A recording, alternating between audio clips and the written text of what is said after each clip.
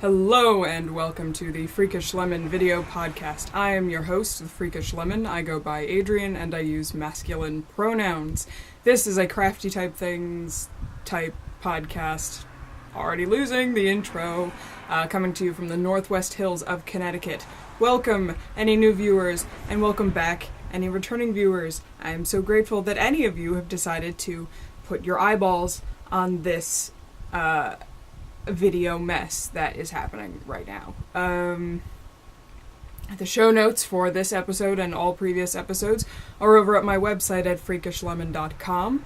There is a group for this podcast over on Ravelry. If you go to the groups tab and search Freakish Lemon, you will find us. You can follow me as Freakish Lemon at all the fun places like Twitter, Tumblr,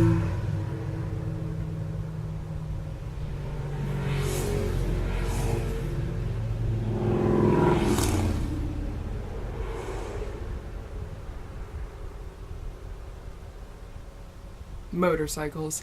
Twitter, Tumblr, Instagram, Etsy, Ravelry as Freakish Lemon. All the links to these places will be in the down bar here on YouTube and somewhere around here if you're watching this somewhere else.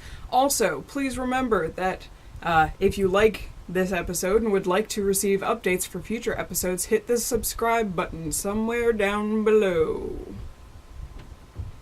That wasn't the worst intro ever, was it? It was a little frantic there, because I lost track of where I was at my bullet points. That's what I do when I lose track. Sorry for the noise of all the motorcycles and things. My windows are open because it's nice outside. The heat wave has finally broken. I'd say it's low to mid 70s Fahrenheit, which I don't know what that is in Celsius off the top of my head. But it's nice out, which also means that all the motorcycles are out. So we might have some more interruptions for motorcycles flying down the road, so just be aware. But yeah, it's been nice out for the past 2 days. Finally. Like, it's been just chilly enough in the morning that you're like, ooh, maybe I want a jacket, which is wonderful. I can feel the autumn approaching in my bones. I'm so excited about it. I have a beverage today. I usually don't for the podcast, or at least you never see me drinking it.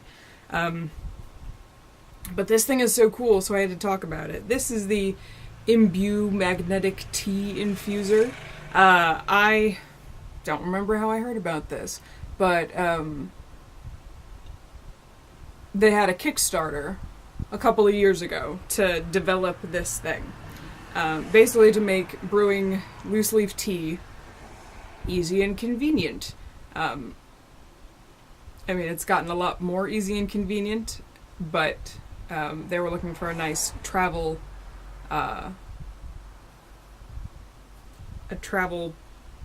brewing container, which is super cool. This is wood. I don't remember what type of wood it is.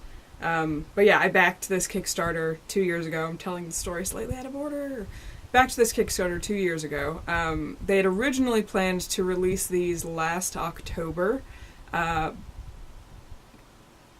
but there were delays and changes that had to be made. They were very thorough in letting us know, like, each step of the development process, what design things they had to change, what functional pieces they had to change, any manufacturing issues they had. Every single step of the way they were updating us, and so, you know, we were sitting there going, I can't wait for this thing, and it finally came last week. So here's the top. Let me show you. Maybe not drip tea all over my bedroom floor. See, there's the tea strainer. It's magnetically attached to this lid. And what you do is you put some tea leaves in your tea strainer, boil some water, but don't overboil it. These are the first, like, official products, so there have been a couple of issues that people have been experiencing, but Imbue's been very, very good about responding to those things and have, sent out notices saying, like, this is a problem, beware of this problem, don't tip this out with boiling water in it, not over a sink, and all this type of stuff. I haven't had a problem, but I pretty much am impatient for tea, so as soon as the kettle starts making boiling sounds, I turn it off and pour.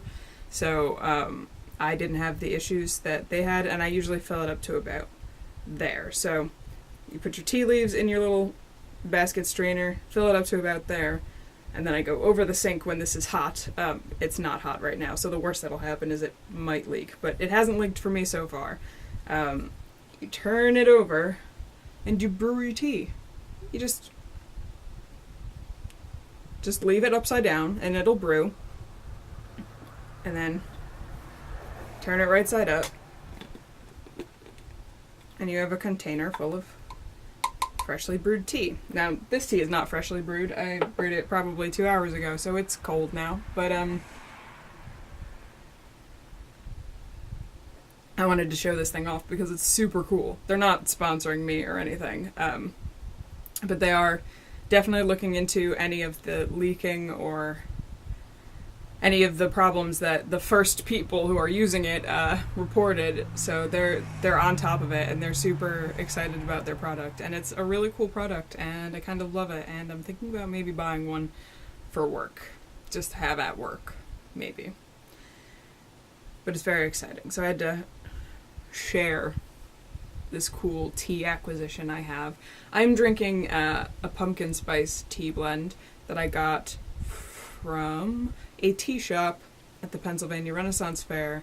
They didn't have the pumpkin spice tea that I usually buy, but they did have some loose leaf, so I got 2 ounces of the loose leaf tea, and it's flavored with my pumpkin honey that I bought from the Bee Folks. They have a website. I think it's just thebeefolks.com.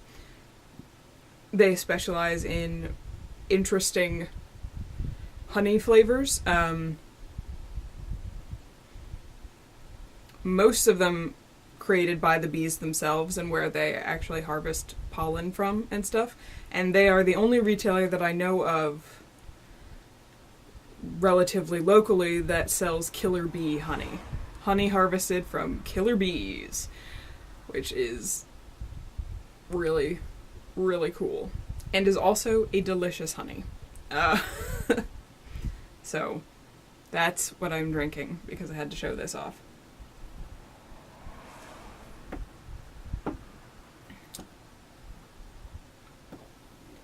So, yeah. But, I mean, that was part of life stuff, I guess, which is the first briefest segment of this whole podcast where I talk about stuff going on in my life.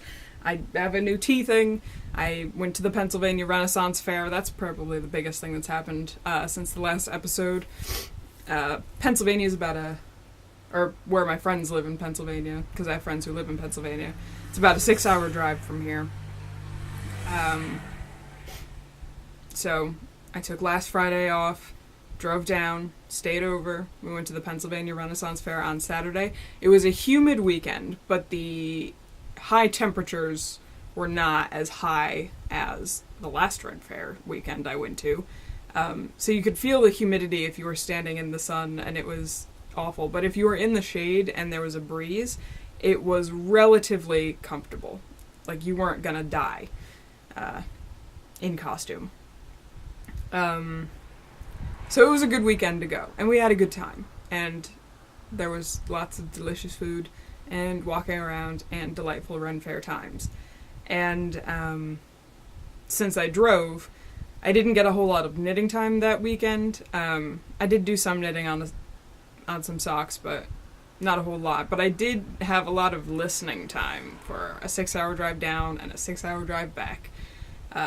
So that was fun.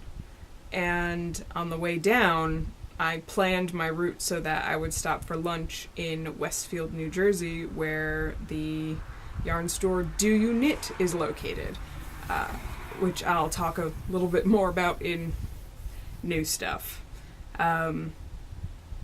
But it was a great trip. I had a great time. I took the following Monday off because driving Ren Fair driving really takes it out of me. Motorcycles. Okay.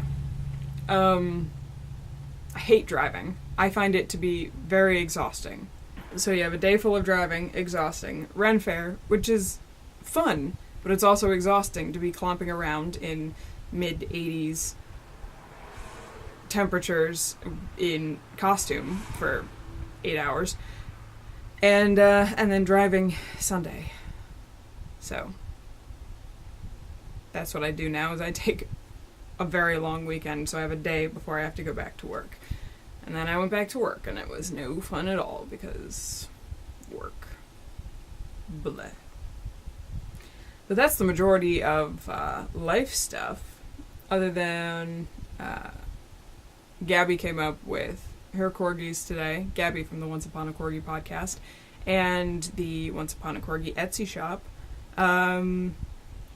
Yeah, she came up with her dogs this weekend to hang out with her local here friends, more or less locally here, and have the dogs have a play date.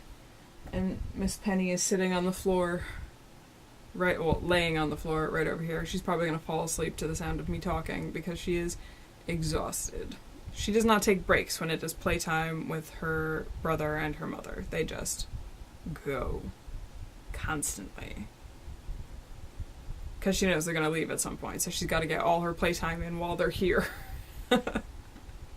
Which Gabby's dogs are a little less than thrilled about, but but you know, gotta have fun when you can have it, right? That's really it for life stuff. So we'll move on to the stuff that you actually want to hear about. We'll start with knitting stuff, as we always do. No FOs this week, mostly because of the first thing I'm going to show you, which is my Redford sweater, which is a pattern by Julie Hoover. This is being done in Yarn Place Basic Fingering Wool in gray, using US 1 2.25 millimeter Chiagu red lace circulars. And where is it? Here it is. This is the back piece. This is where I was last episode. I've finished the back piece. There's a slight... It's very hard to see because stockinette rolls like crazy town. But there's a bit of a slope for the neck here, and then some shoulder pieces. It will... It's very hard to show because of how much it rolls, but there we go. So there's a little bit of there's some slope bind off stuff going on there, which was interesting. And I've started on the front piece. And these are the two biggest pieces of the sweater. And I've been dedicating a lot of time to this sweater because ideally, I want this to be done for Rhinebeck. So my goal has been to average out 10 rows a day. Some days I'll do more, some days I'll do a little bit less, but I'm trying to maintain at least 10 rows a day. Because I do have some time before Rhinebeck. And I get the feeling that once I finish the front panel, the side panels and the sleeves are going to fly by because they're much narrower than this. It ends up being 100 stitches once all the increases are done across for the size that I'm doing with the gauge that I have. So that's a lot of stitches in stockinette. So making a lot of progress compared to, the whole rest of the year. So I've been a little focused on that.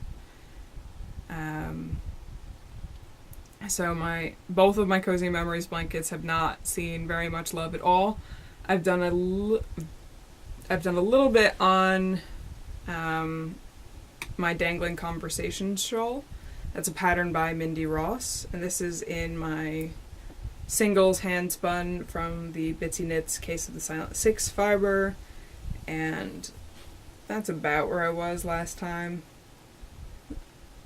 So there was 1 or 2 days where I just needed a break from using size 1 needles. These are on a size 2.75 millimeter needles. So I worked on this for a little bit. And this is a nice, easy, memorizable pattern, so it's a nice break from making sure everything's working out from the sweater.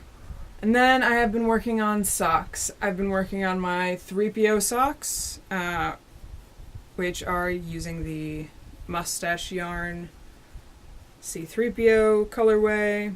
I'm pretty sure you saw this whole sock last episode.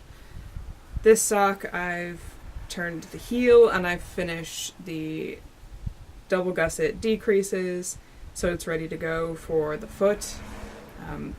Did I mention that these are the ones that I work on at work on my breaks? I can't remember. My memory is terrible.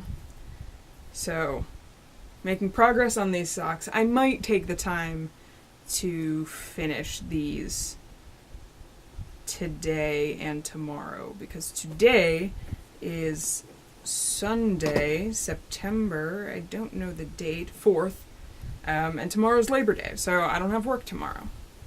So I might just take the time today and tomorrow and finish those up, because I have other socks to work on. I've also done a little bit of work on my BB-8 socks, and that's in this Maple Mousse Fibers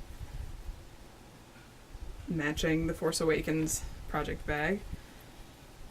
I think last week I showed you this sock.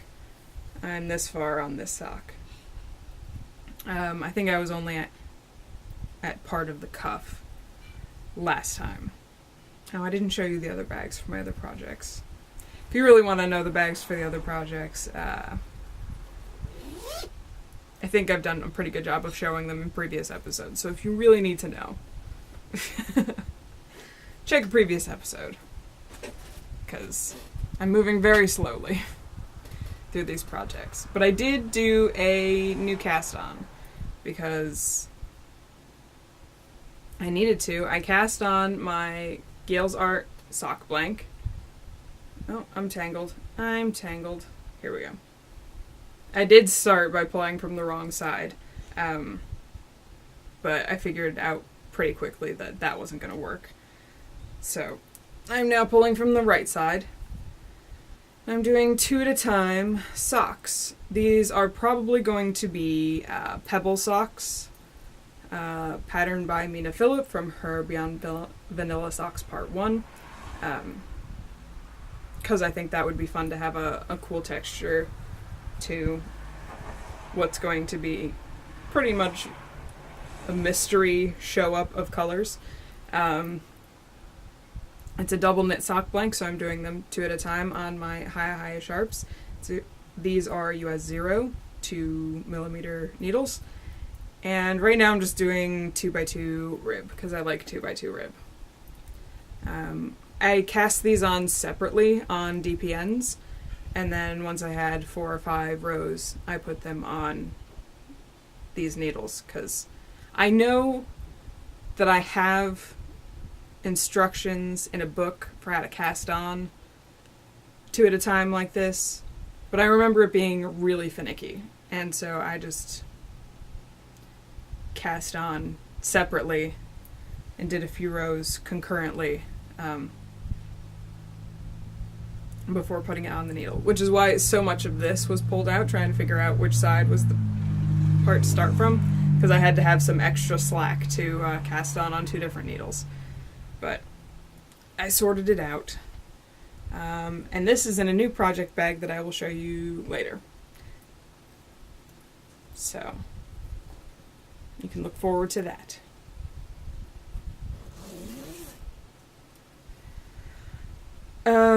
That's really it for knitting stuff. I'm at the point where I need to start focusing on things to finish them for Rhinebeck. I do have some more cast-ons planned. So it's basically going to be the sweater.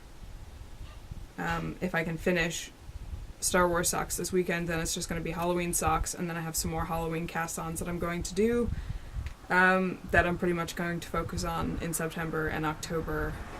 And then I have, and in between that I have to start gift knitting. So this segment's going to be a little weird for a while, just so you know.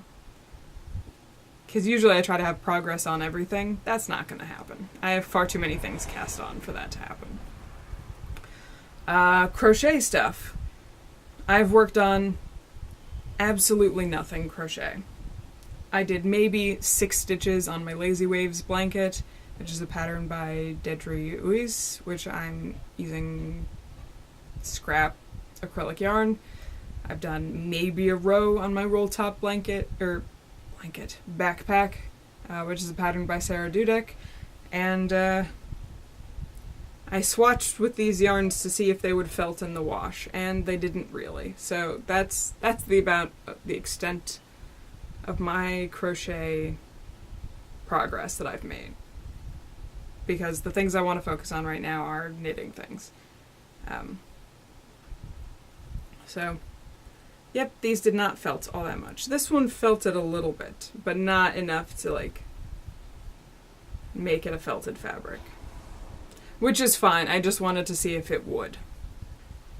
Which will move us right along to fiber stuff, which brings us to Sith and Spin.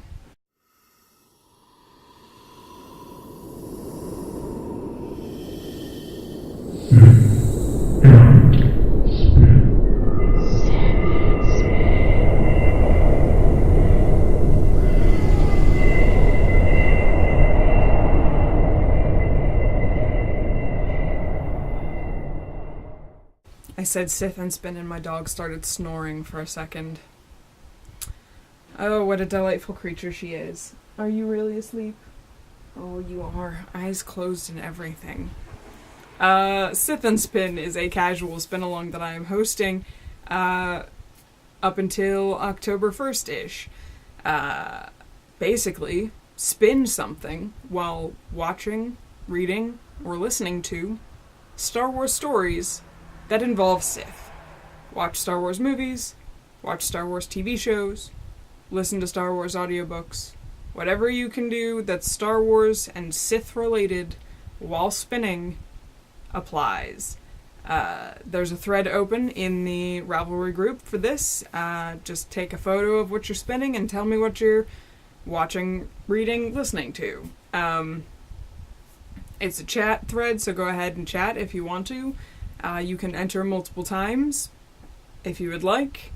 And there are prizes, which include 2 custom bats made by me and a package of custom spinning fluffs, which are Sith themed.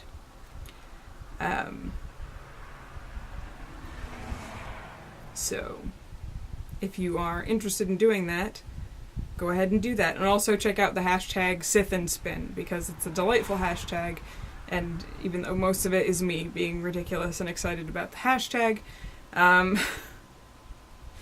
so, yes. But come join us if you have any interest in spinning and or Star Wars, because everything is Star Wars, including this t-shirt today.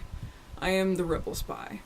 I was not the Rebel Spy when I went on Star Tours 3 times at Disney World a few years back, but I sat next to the Rebel Spy, so that's close enough for me to buy a t-shirt. Yeah, I love that ride. I love Star Wars. Everything is Star Wars, except for the couple of FOs that I have. Oops, I missed one on here.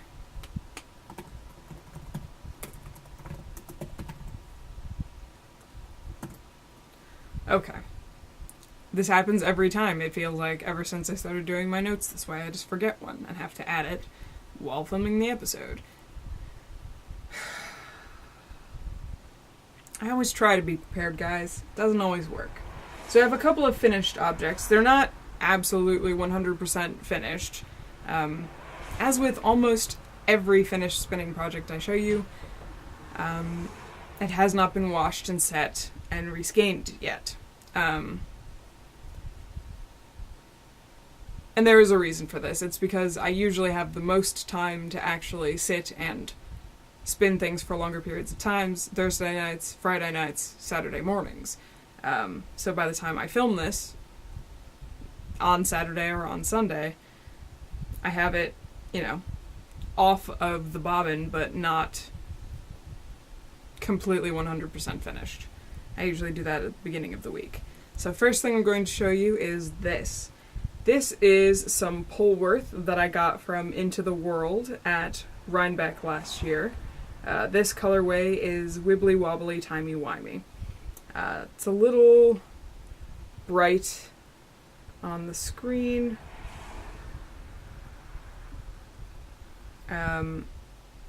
Those blues are darker in real life, but I'm pretty pleased with it. It looks like it's about a sport weight, maybe a little bit heavier than a sport weight. But I did split this in half and spin it as 2 singles and then chain plied each of those singles, so they're roughly half and half, and they'll become a pair of socks for me at some point, because I love wearing hand-spun, hand-knit socks. I'm wearing hand-spun, hand-knit socks right now, because it's finally cool enough to do so. So that's what that looks like. You can see, because I haven't set it, it's a little kinking up on itself. I do put extra spin in the plies for when it's going to be sock yarn, so that, are you snoring again? So that it's a little bit more harder wearing.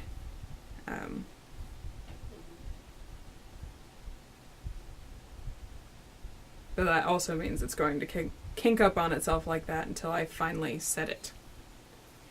I also spun up that holocron bat that I had made as a possible prize for the Sith and Spin.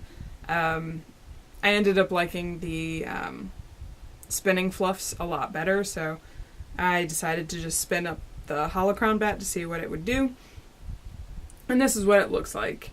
It's not all that different from my Darth Venge bat.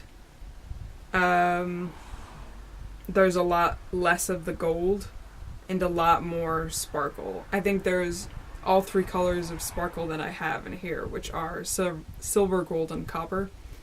A lot more sparkle. And there's a lot more of the red silk thrum. And there's a little bit of red merino. But, not all that different from my Darth Venge bat. So it might be a part of whatever that becomes, because I think they're a similar weight wool. I don't know, I didn't really aim for a specific weight spinning this, I just kind of let it do what it wanted to do, so it's a little bit all over the place. But, whatever. And then I finished one of the mini bats, one of the fuzzlings from Fondant Fiber. So I have this fuzzling. I haven't had a chance to go upstairs and skate it up on the nitty naughty, so it's just in a ball. But it's a lot more red than I thought it was going to be. I thought it was going to be a lot more brown. It's showing up as more brown here, but it is a lot more red in person than what's showing up here. But I like it so far. Which will bring us on to spinning whips. I've not done any more on my TARDIS Rolags. I've done more carding of my Mystery Fleece. And I finished spinning the single for all of these fuzzlings. So I have this one on this spindle, which is not a spindle that I like spinning with, and I had forgotten. I have this green on this bottom whorl spindle, which is not really a technique that I like to use. It was a little finicky for me, but maybe with practice I'll enjoy it more. I have this one, which is like blue and pink, and there's orange underneath there. On this, which is a Snyder spindle, I have this pink and gray on my Blackfoot spindle, which is a little thick and thin all over the place because I'm still really learning how to use this spindle. And then because this fiber wasn't... I don't think this fiber was the best to play with on this spindle because of how the different parts of the fiber draft out.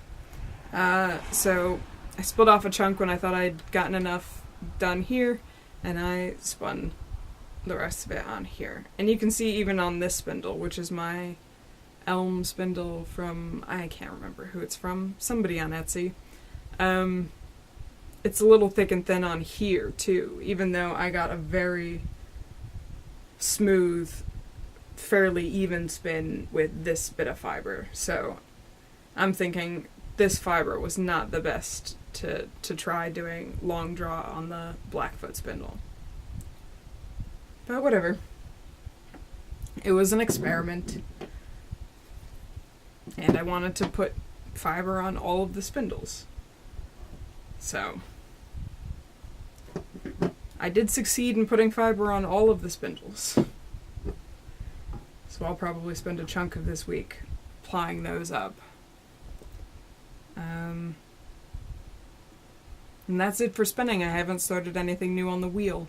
I'm still deciding whether or not to fill up the bobbins with mystery fleece so I can get some more mystery fleece skeined up, or if I want to dive back into my very quickly dwindling fiber stash. I haven't decided yet. Sewing stuff. I have some FOs. Last episode, I showed you a bunch of Halloween fabric that I had bought that I was intending to make project bags out of. So I made some project bags. Here's bag number 1. This is housing my Halloween socks. I quilted these bags. This is not using fusible fleece interfacing. This is leftover quilt batting from quilting projects. So I didn't do a full quilt sandwich. I did the top fabric and then just batting. And then for this fabric, I quilted like in the grid areas with purple. Here's the inside fabric, so you're blinded every time you open this bag. And yeah. Quick and easy. Well, relatively quick. When you're quilting, especially something like this where you have to pay attention to where you're going, it can take a little while. The hardest part about the whole bag is sewing the box corners because of how these two seams meet up, and it's so thick that I snapped a quilting needle sewing across this box corner.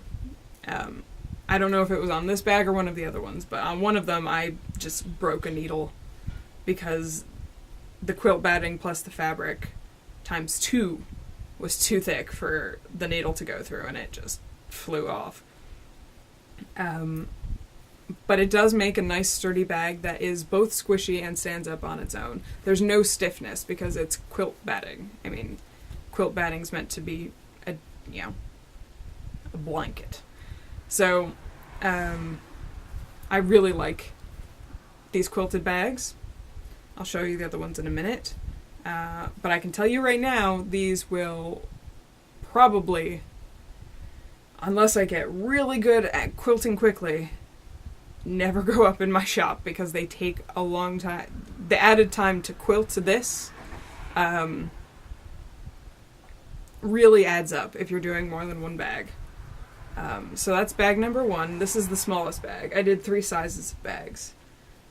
So that's a sock size bag. I did, oops, there's sparkle.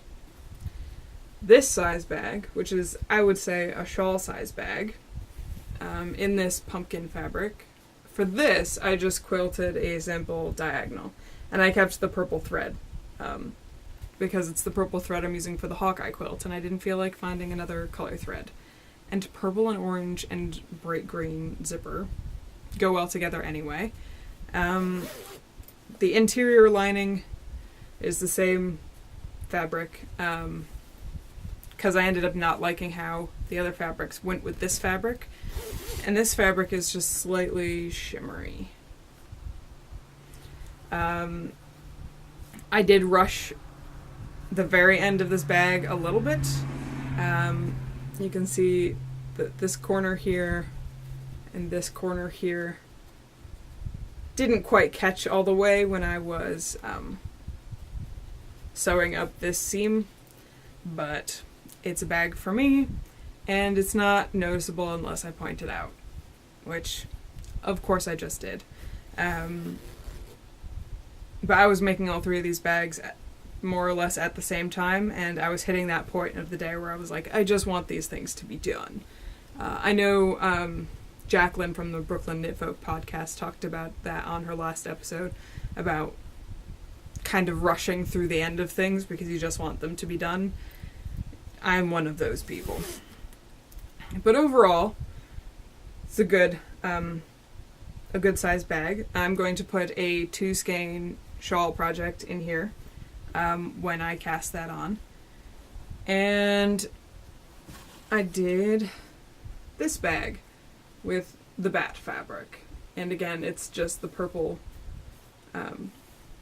cross quilting, purple zipper.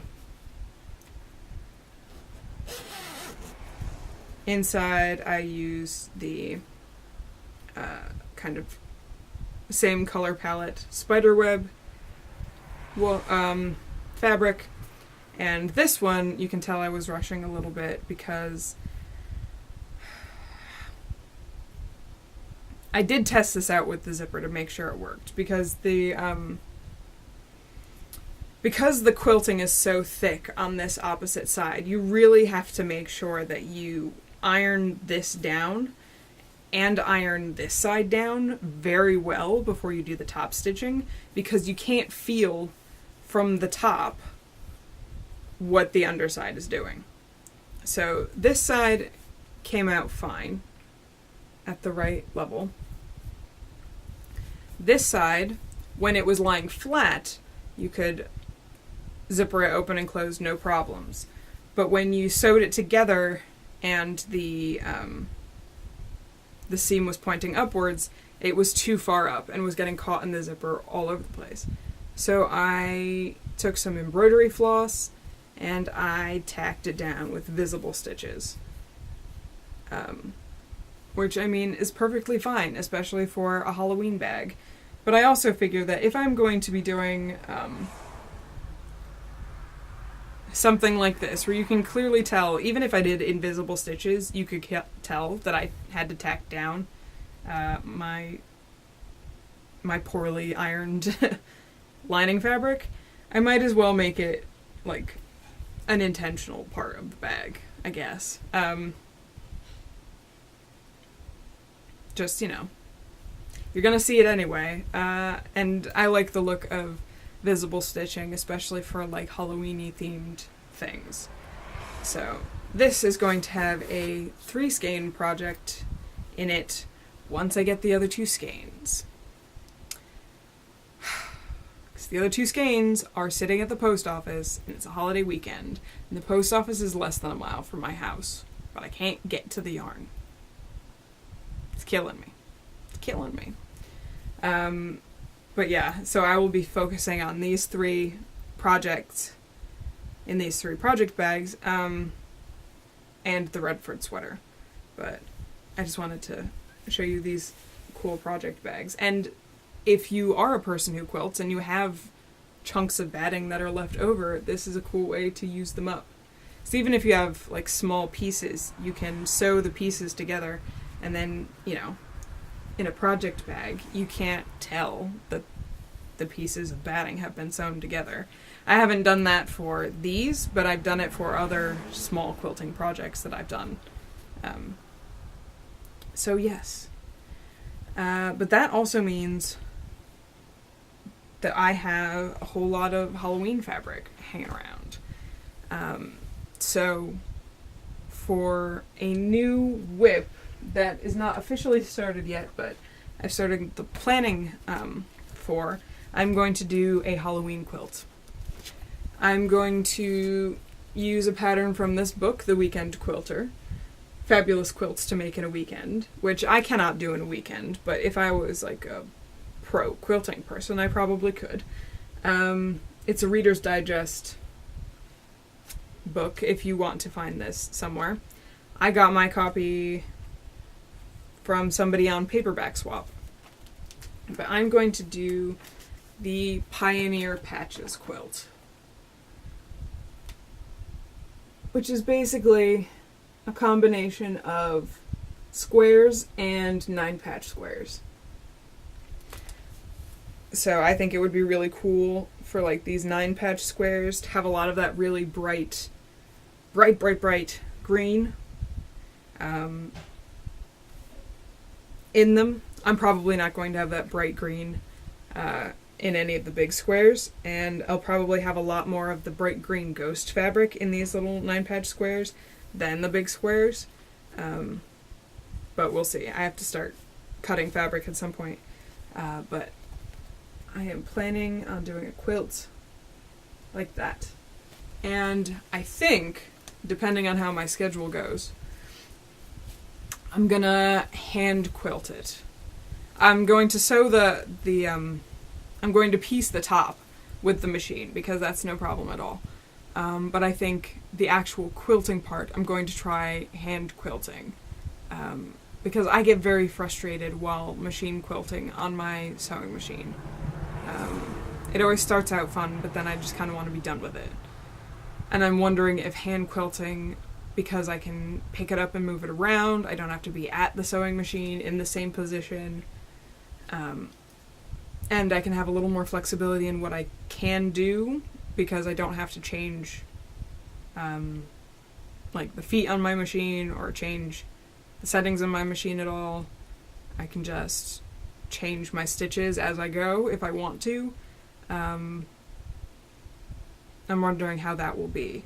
The measurements for this quilt are slightly smaller.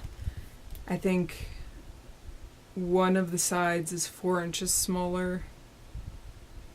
Like the longest side is, I think, 4 inches smaller than the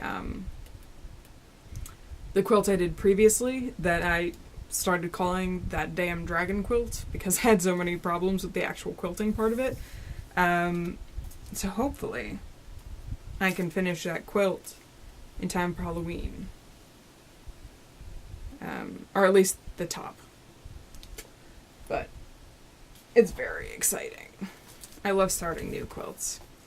Even as I'm working on the Hawkeye quilt, I have done a few more squares on the Hawkeye quilt, but because of the nature of that quilt and how actually small and portable it is, because each of the squares is being quilted separately and then sashed together, that can easily take a break if I need it to. So, and I haven't done any cross-stitching. I've been focused on other things. So, we'll move on to new stuff, which, oh boy.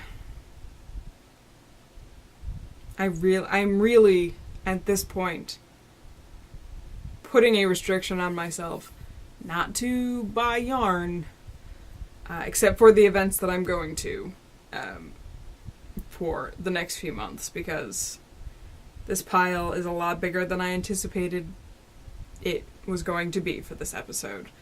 So we'll start with the non-yarn purchases.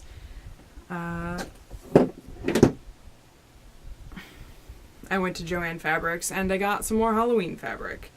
These were just fat quarters because I needed to buy more quilting needles at Joann's. Oh, there's dog hair all over this already. So while I was there, I checked out some of the fat quarters, and they had a whole bunch of Halloween ones on sale when I went. So there's this one, which has lots of little jack-o'-lanterns on it.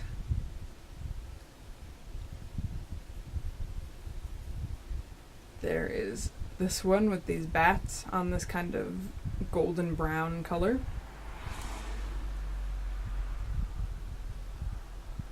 There's this one, which is probably my favorite out of this bunch.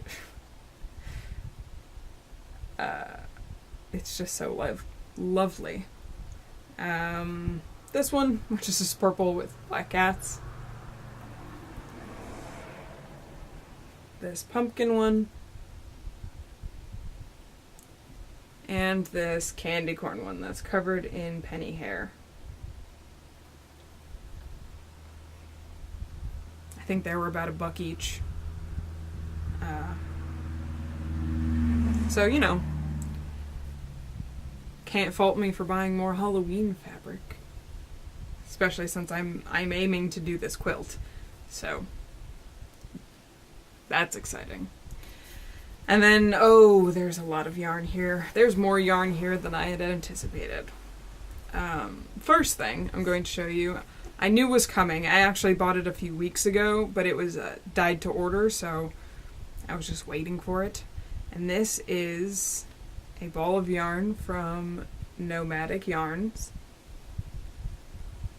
who's a yarn dyer that I have periodically checked in on to look at the colorways and was like, you know, when I need to buy some self-striping stock yarn, I will definitely buy from them.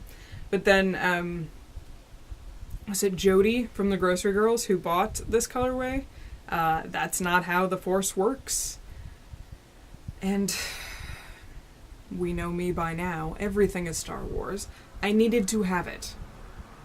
I got it on the Brit Sock base, which is the 80% superwash BFL, 20% nylon. And I am so excited to play with this.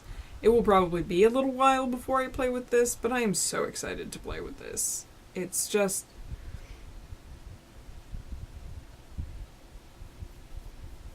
like, I showed it to my mom and she was like, this is a Star Wars colorway. I know those golds and blues. Those are Star Wars golds and blues. I'm like, absolutely it is, Mom. And then I enabled my mom because she went on there and saw all the Harry Potter colorways and was like, oh, I have to buy some. So...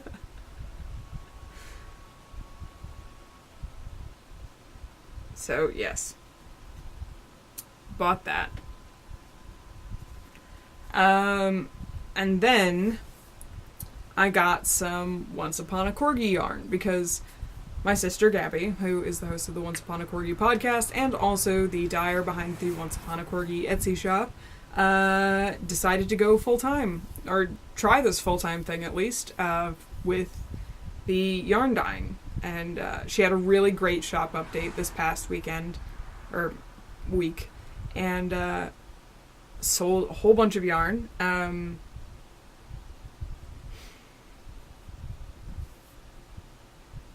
And I got in on that action. Not through the Etsy shop, actually, because of, you know, sibling reasons. But the first skein I got from her, which is in her Audrey base, which is the Superwash BFL nylon base, is Zombie Kangaroo, because she put out her fall colorways this past week for the first time. So I got some Zombie Kangaroo. And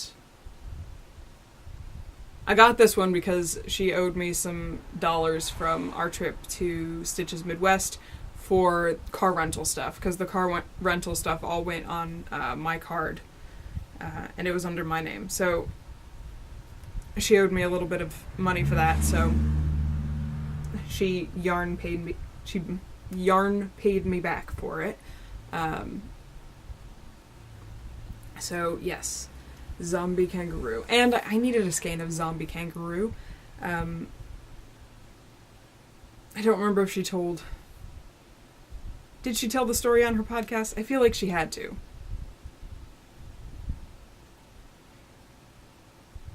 Anyway. But yeah.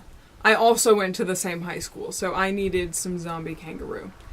And then yesterday, as of yesterday, she had a couple of skeins of Nia still in the Audrey base at home, and I had asked her to bring some up so I could see what it looked like with the zombie kangaroo. And so I did buy this one. I didn't get free yarn just because she's my sister. But, yes. So it's the same base, and this is the colorway Nia, which is like purples and greens and grays. And so these two are going to become a Halloween-y shawl together. Which I'm going to cast on as soon as I finish filming this, because I'm very excited to play with these yarns. Because I've only worked with one color that my sister's dyed before in an actual project, but I haven't shown anybody yet because it's my stupid sock pattern that I'm very slowly getting through. So yes, very exciting. I know she's planning on doing more when she gets more bear yarn in, so keep an eye out for her podcast and her shop for her next update, because it's really great stuff. And I can't wait to play with it. And then, I did some nitpicks damage. I did. Because I was planning out future projects, as one does, and I realized that the majority of my stash was colorful. I'm not a particularly colorfully dressed person. I'm pretty much a jeans and t-shirt type of dude. My t-shirts tend to have colors just because I buy them based on what the image is and not necessarily the actual like base color of the t-shirt. But everything else where I make decisions about whether or not I'm going to buy that thing based on color, they're all gray. Gray, blue, black, and I have two shirts that are kind of like a muted cranberry red type color. Like not bright, but just like a muted red. I don't wear a lot of color. That's what shawls and scarves and hats and mittens and socks are for. But I realized that everything I had was color, except for two gray skeins that are already slated to be something in particular. And some of the color that I have, they go well together, but like when you put them next to each other, it kind of sears your eyeballs, so you need like an interrupting something in between them. And I realized I had no neutrals that I could just pull from to use, you know, just a little bit in a shawl, or heels and toes for socks, or, you know, that kind of thing. I mean, I have a couple things for heels and toes for socks, but thinking bigger projects, I don't have anything I can just pull from. So I ordered a box from Knitpicks, and I'm calling it my goth box of yarn. So let me show you what I bought, because it's a little ridiculous, but I'm so pleased to have it. I bought 4 skeins of Knitpicks palette in black. This is the 100% Peruvian Highland wool. There are 50 gram balls. I bought 4 of them in black.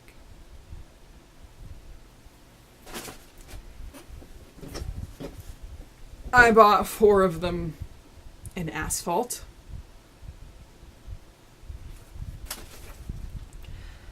I bought this skein of Stroll Fingering in Train Station Tonal, and this is a 75-25 Superwash Merino nylon. It's black with gray.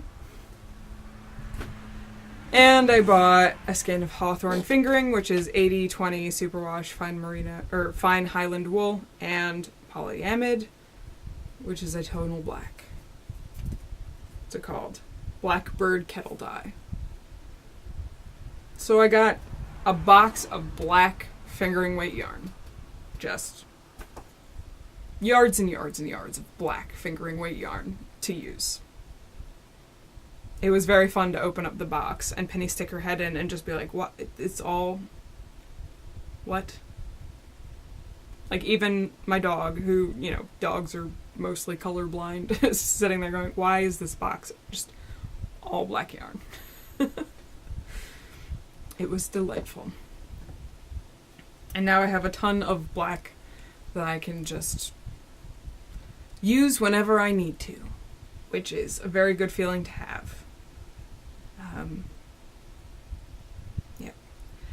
And then, like I was saying before, I planned my drive down to Pennsylvania with a lunchtime stop in Westfield, New Jersey, to stop at Do You Knit, which is a fancy pants yarn shop that I first heard about on the Yarngasm podcast. Last year she did...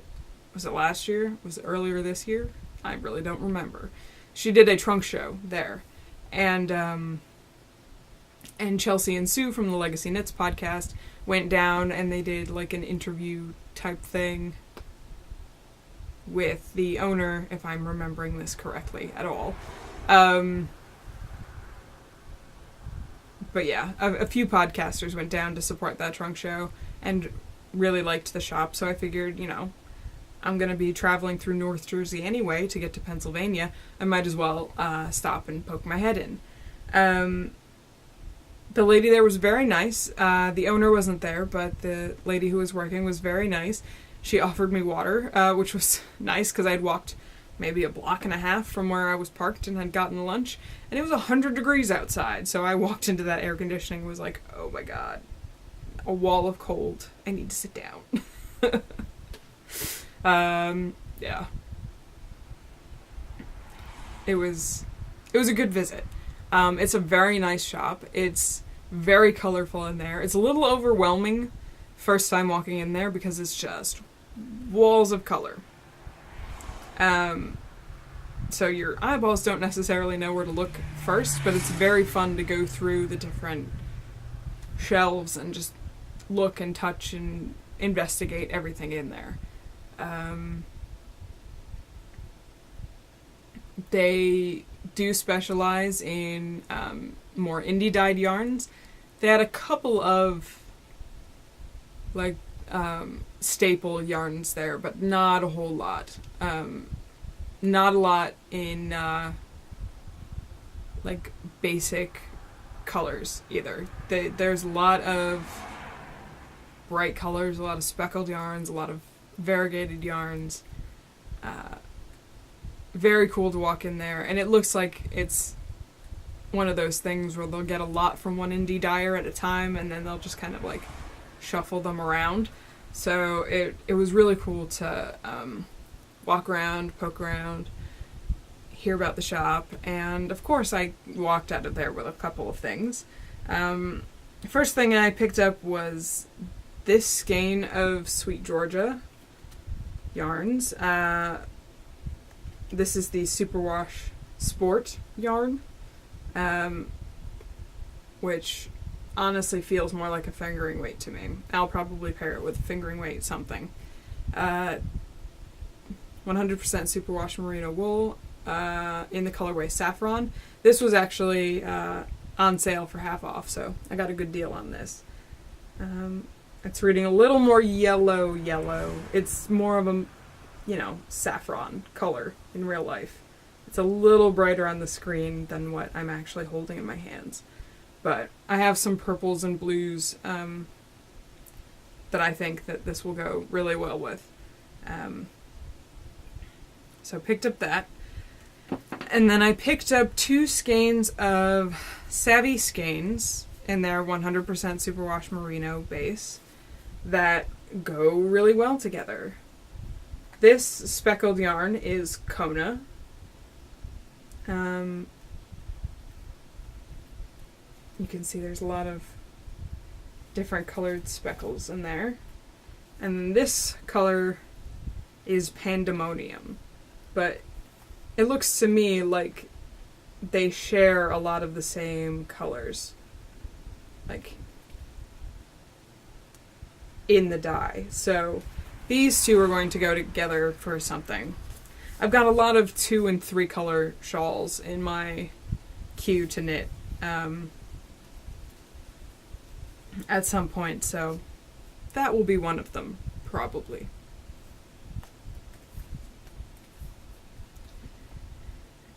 And that is it for new stuff. Yes. Yes. A lot of yarn.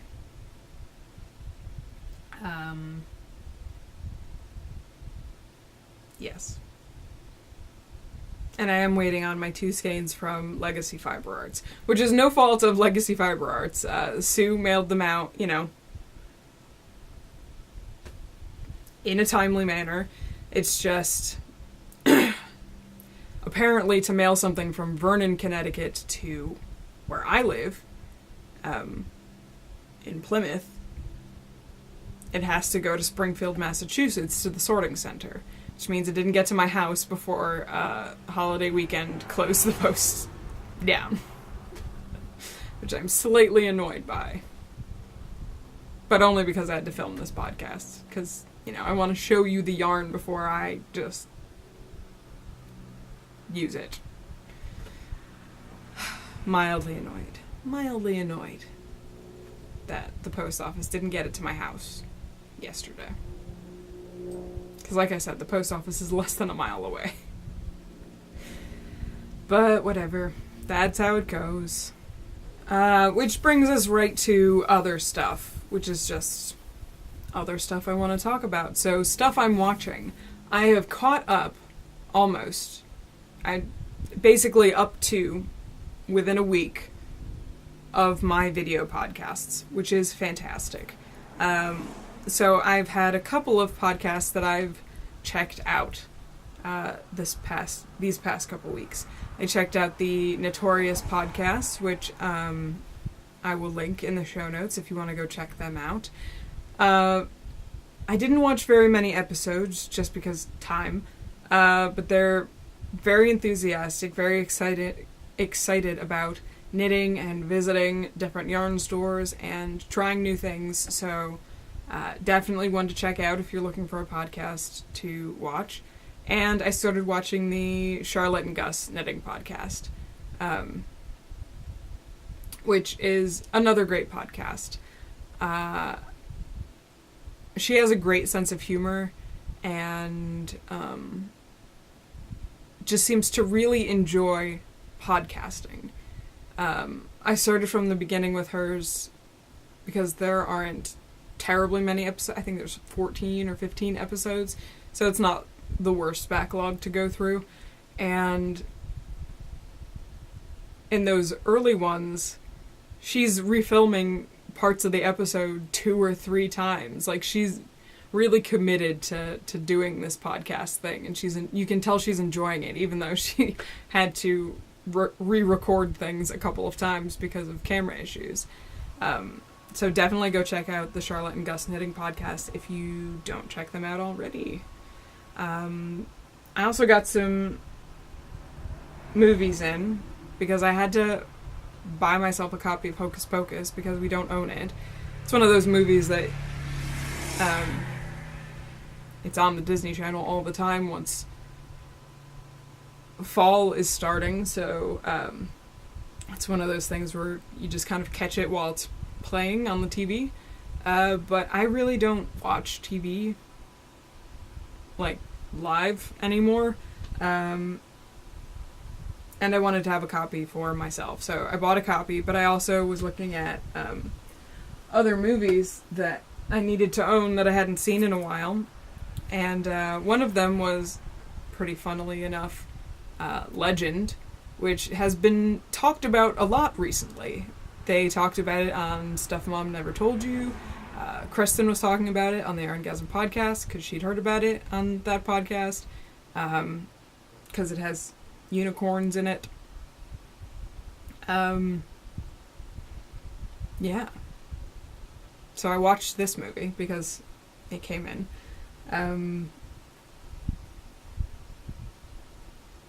And I like this kind of genre of fantasy movie where it's kind of creepy, but it's, you know, because it's an older movie, it's dated, it's, like, there's glitter everywhere. You know, like Labyrinth in this movie, like, the set is just full of glitter because that's how they did fantasy movies then. Everything covered in glitter. And then I also got a copy of... let's manage the glare. Voyage of the Unicorn. Which is actually kind of a mini-series. It's like 2 movies put together. It's a Hallmark... Oh, I've got silk threads all stuck to the... where the seal was. But it's about an ancient history professor and his 2 daughters.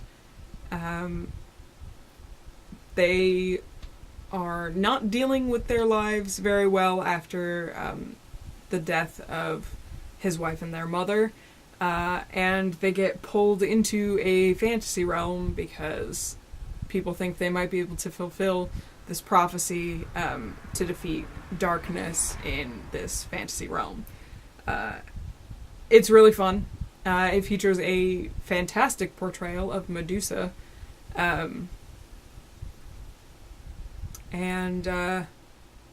it's just a really fun movie. So if you haven't seen this one, and you like fantasy movies, there's also a unicorn in this movie, if you are unicorn inclined.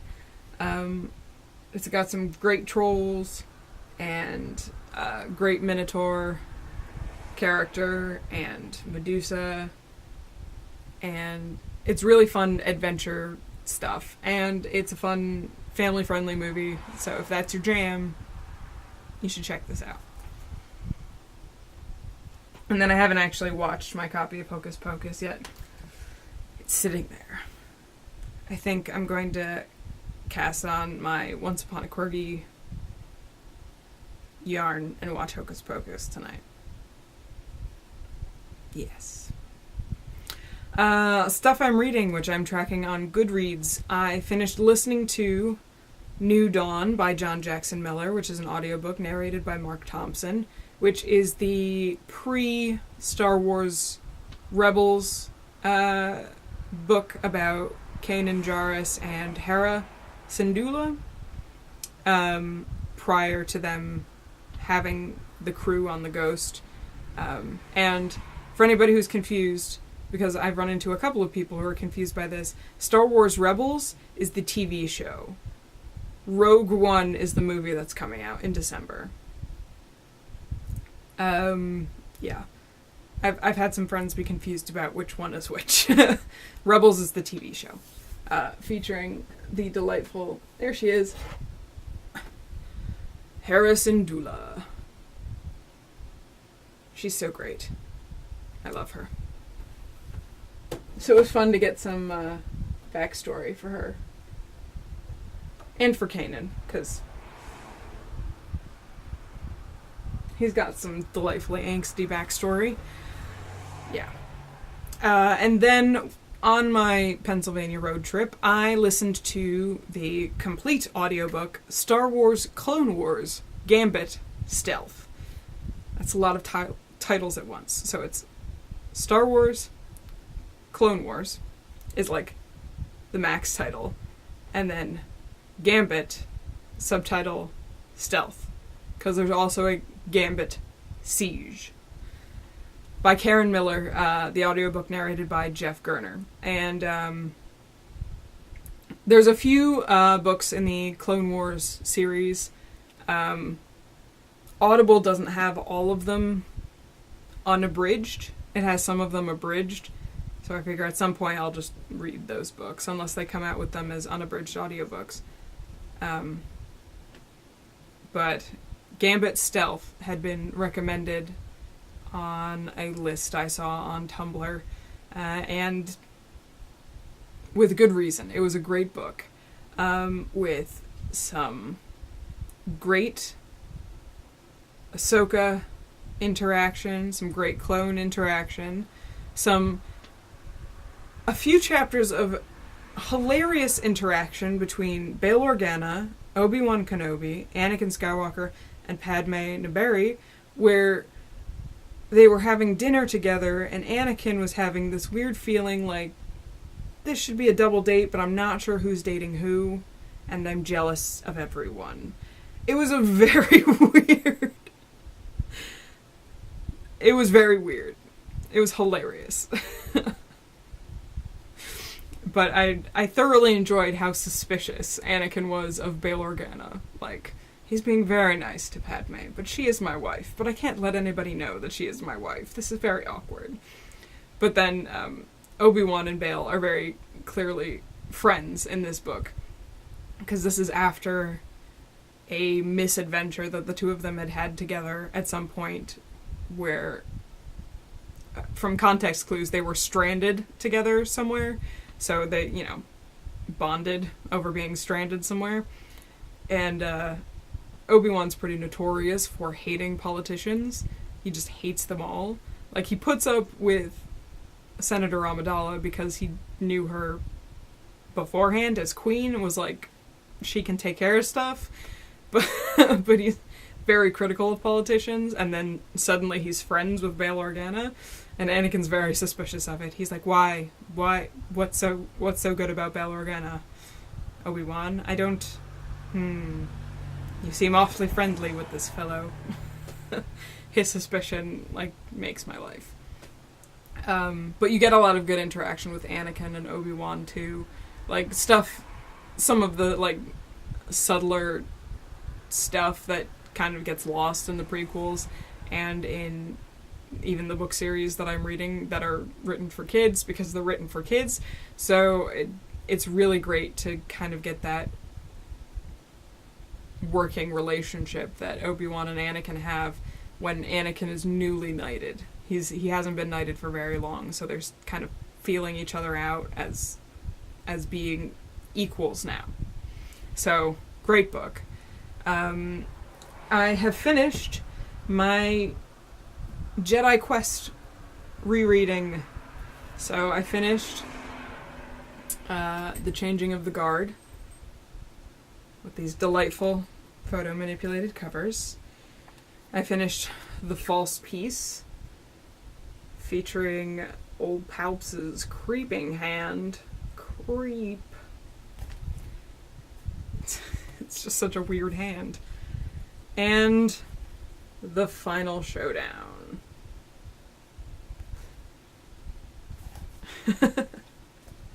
These covers, I love them. We're about to get into some really great covers, because since fall and Halloweening is upon us, I'm going to skip reading the Last Jedi series for now and start in on my reading of Star Wars Galaxy of Fear. Hang on, oh yeah. Holographic cover. With a creepy thing. First book is Eaten Alive by John Whitman. Oh god, they're super creepy. I've said before, they're like Goosebumps, but Star Wars. Not that I've read any Goosebumps, but from what I hear about Goosebumps, it's like Goosebumps in Star Wars. So, might give myself nightmares on children's books, but that's okay, because, god, look at how delightfully ridiculous that is. Not all of my Galaxy of Fear books have the limited edition holographic covers, but it's... a bunch of them do. When was this published? 1997. You can tell that's a 1997 book. Oh, yeah. Oh, it's gonna be fun, guys. It's gonna be fun. So, I can't wait to get started on that. Because, honestly, it's the only way I'm going to combine both my aching for Halloween and my obsession with Star Wars. Obsession. Speaking of my obsession with Star Wars, my fanfiction recommendation for this episode, because I am an addict to fanfiction, and I love it so much. This week, I'm going to be recommending the ongoing fanfic, Beekeeping and Husbandry by Megary. Like I said, it's ongoing, it hasn't yet finished, but it is extremely compelling. This is a Star Wars alternate universe fic where Qui-Gon lives, and features the plot device, which I'm going to swear here, so if you have children in the room, plug their ears. The plot device, coined by, I don't remember her name, but somebody I was following for a little while on Tumblr, aptly named Mace Windu Unfucks the Timeline. Swearing over, uncover your children's ears. That plot device is basically, because Mace Windu is well known among his peers as seeing shatter points, which are points where an important decision is made, so he can see kind of like echoes of the ramifications of different choices that are made around specific events. If he had a vision of what the Star Wars universe actually is, and he saw that happen, after meeting Anakin for the first time, and went, oh no, nope, that's not gonna happen. Which is a plot device that a lot of people are playing with right now, because it's just so delightful to think of Mace Windu just being like, nope, we are not gonna make stupid decisions. That's gonna be bad. Let's not have that happen. So this fic mainly features Qui-Gon Jinn after the events of The Phantom Menace, where he does not die, and him sorting out his physical health, his mental health, after traumatic chest injury, and adjusting to the changes that he has to make in his life because of traumatic injury and disability, and sort of dealing with the pending changes in the Jedi Order brought about because of Mace Windu's visions that, for a good chunk of this fic, he hasn't shared with anybody. So as the reader, we know what he's seen, but Qui-Gon doesn't understand why he's making the decisions that he is, and sort of him dealing with that. So it's a fascinating look. So a link will be in the show notes, which you can find over at freakishlemon.com. So it's a great fic. I reread the whole fic every time a new chapter comes out. It's one of those. Okay. And just quickly, stuff I'm playing. Still playing Pokemon Go, and played a little bit more LEGO Star Wars 3 The Clone Wars, because I love Legos and I love Star Wars. And LEGO games are the most fun of all the games ever. I'm just saying.